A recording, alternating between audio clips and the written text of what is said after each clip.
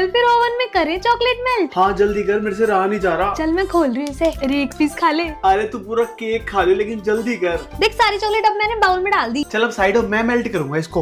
ओए ये क्या, सारी चॉकलेट जल गई। ये देख बहुत ही जली हुई स्मेल आ रही है। ये क्या हो गया, अब हमारा केक नहीं बनेगा क्या?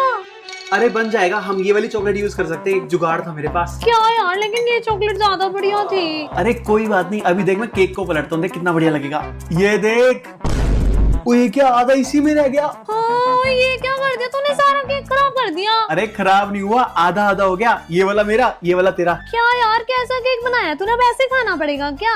अरे यार खा ले ला चॉकलेट मेरे को भी दे, मैं चॉकलेट आके खाता हूँ। उससे बढ़िया लग रहा है डेयरी मिल्क वाले से। अगली बार ना मैं